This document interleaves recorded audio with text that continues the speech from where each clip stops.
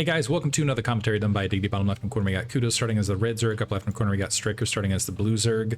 This is going to be on Radeon, and this is Starcon 2025 out of Philadelphia. I also want to announce, hopefully it is not too late by the time this uploads, that there will be a tournament happening again in Philadelphia. This time it is being hosted by, I think it was organized by the StarCraft historian, and it is going to have the triple threat of StarCraft 2, StarCraft Brood War, and StarCraft 64.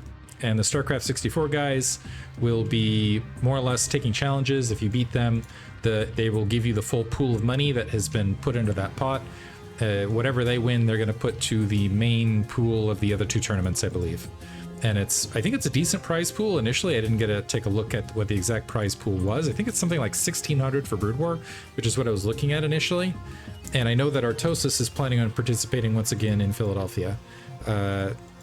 Yeah, so look forward to that. That is, if you want the details, check out Team Liquid or search for, you know what's kind of an irony? This is going to be long forgotten for a lot of people, but Artosis, independently they came up with the name, but a long time ago Artosis was affiliated with the website called SC for All.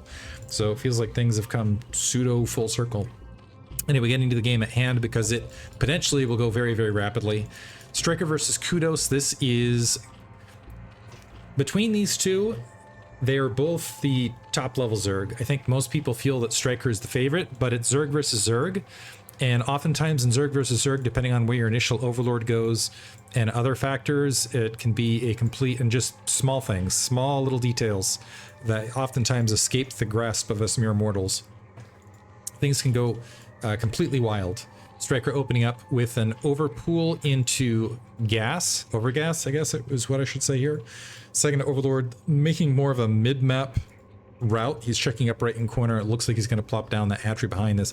Kudos opted for an 11 hatch and going into spawning pool extractor to follow. So theoretically, I actually kind of like the 11 or 12 hatch on Radeon, being that it is a larger macro-oriented map, more typically, but this is ZVZ, so it's a little bit harder to say like, oh yeah, that would be, but point being, it's long distance to travel for Zerglings. Although now that I think about it, maybe I should switch that around. I think it's a solid build doing that, and then continuing with Mutalist play rather than going the all-in Zergling variant, because of the distance Zerglings have to cover. With this, Styker theoretically ends up with the faster tech to layer. We'll have to see whether that actually ends up being the case. Actually, there's the tech to layer for Kudos, and I take that back. It looks like Styker's investing in in Zergling speed, and because Zergling speed was skipped, Kudos is actually going to end up with the faster layer. So he's up 2 drones. Styker, by the way, seeing the natural expansion completed at this stage, which lets him know that it was an 11 or 12 hatch. And this is now a bit of a kind of a mind game for him, where he didn't get a lot of information, lost that Zergling very rapidly. And yeah, he's going to have Zergling speed, but Kudos Overlord is positioned as such that it's going to see these Zerglings making the way down. There's more larva on Kudos' side. I think Styker recognizing that he's got to apply pressure, otherwise I think he knows the build order and knows that Kudos has potentially had in it and wants to, I think, maybe bait out and check whether there's Zergling speed. Since he has Zergling speed, that means his Zerglings are just going to fight better, is really what it comes down to. Almost getting an end around Zergling to scout the main. Some additional Zerglings being constructed here to the south. Styker backing up right now.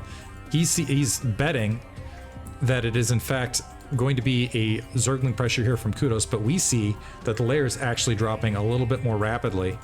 So Styker going to try to make up the difference by dropping a second colony, turning it into a creep colony, likely behind, and he's going to go ahead and get that spire up. With the spire timings, the difference between the two, I'm not sure why I decided to say it that way, difference, the edge adjustment between the two will be not negligible as far as distance traveled, but the big difference here is that Kudos is up 2 workers, and I believe potentially has more Zerglings on the ground as well. So just has a slightly stronger economy the way the build has moved out, and it's really the absolutely tiny things. Missed another Zergling losing its life on the front. That's also 2 Zerglings down here for Styker. Styker continually sending these Zerglings out into no man's land to try to glean extra information. But Kudos also, wow, continuing, this Zergling has made it behind and actually might make it all the way to the main. to go ahead and see that second extractor. Should be able to see the spire. I don't think it makes a difference at this stage, though. Is he going to be able to? Yeah, he's going to be able to make his way up. No, don't. Okay, go all the way in. And he needs to get the scout. Did he get this? I don't think he got the scout on the spire. He sees the lair, though, so should know it. He should know it. And also saw a good look at the drone saturation as well. So now, and it looks like Styker was able to sneak out a few additional drones. He's trying to grab his second gas. I think he got eyes on that as well. But right now, Styker has to play catch up in one form or another. And Kudos is in the warm position of effectively likely having superior air. Actually, wow, just went for a full round of Mutalisks on the shift there, and so he's gonna have, and going up to 6 Mutalisks here to start, which means he can start hunting Overlords and maybe pecking away at Zerglings as well. Styker is not yet invested. I'm not sure if there was an Overlord missed or if this is just part of the build order, or Styker just caught off guard. It could also be the economic issue as well. But right now, he's well behind as far as the raw Mutalisk count. We saw a initial move out here for Kudos. He was trying to find an Overlord somewhere out on that map. Hasn't found anything. It looks like the Overlords are sneaking to the upper right-hand corner, where they theoretically can provide a bit of, well, I don't think Striker's going to group. Well, he might hotkey group that, but we'll see. But right now, it's basically 3 versus 6 as far as air count, and Kudos still is maintaining that precious worker count lead, and he still has more Zerglings on the ground. Sending out some Zerglings to scout things out, making sure that third base hasn't gotten up. Styker sending out a few Zerglings of his own to try to get information, and I think Kudos really hoping to stumble across an Overlord. And there's an Overlord that he might be able to see stumbling across. Okay, not quite. Wow, okay, there. Went into the edge of vision. We'll have to see if Kudos makes his way out to go ahead and try to assassinate that, recognizing that he went for the stronger economic opening and therefore should have air control into this midpoint. Trying to get a count on the Mulus, so we're looking at 7 versus 10. Still maintaining that 3 Mutalisk lead.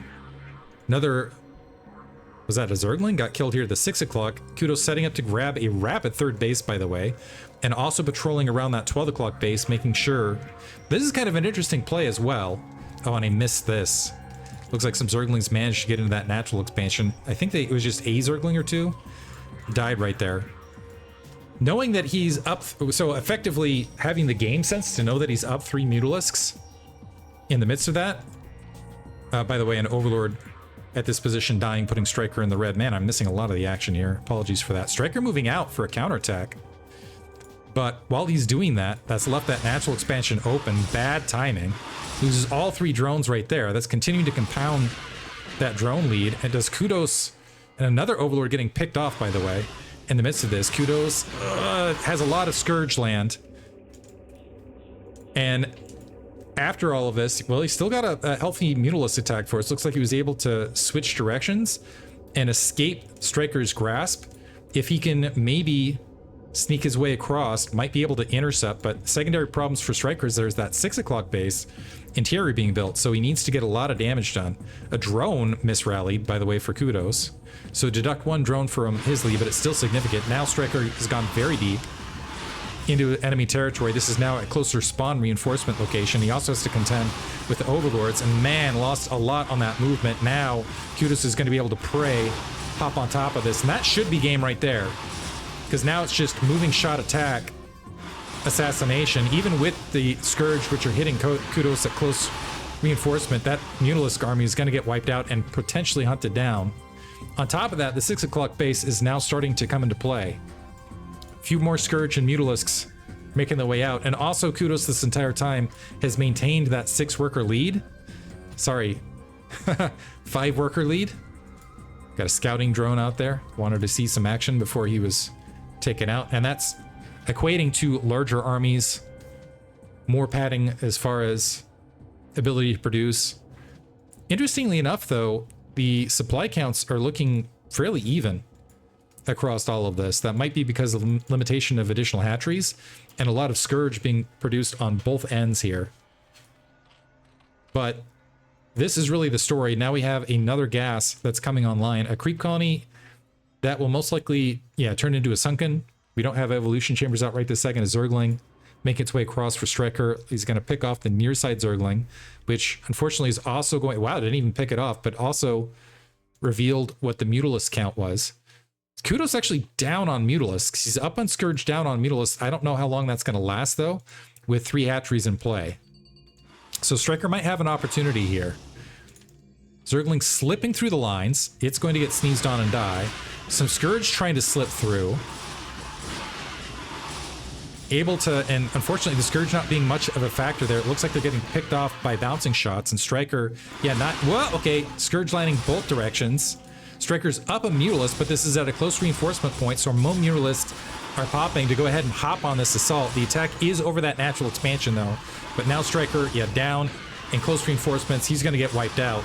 There's GG. So Kudos with a solid build order play, but also a nice positional directional play. I want to try to remember what that time point was, but he also got the I think I'm past it, we'll have to see. He also got the dive and was able to shut down 3 drones very well. So okay, Styker in red right here. Actually wondering what Overlord got picked off. Must have been a Scourge landing somewhere, but in the dark, yeah, out of position. And that was, if it wasn't already a turning point of having 6 worker lead, it was certainly a turning point from there. Anyway, I hope you guys enjoyed it. Thanks for listening.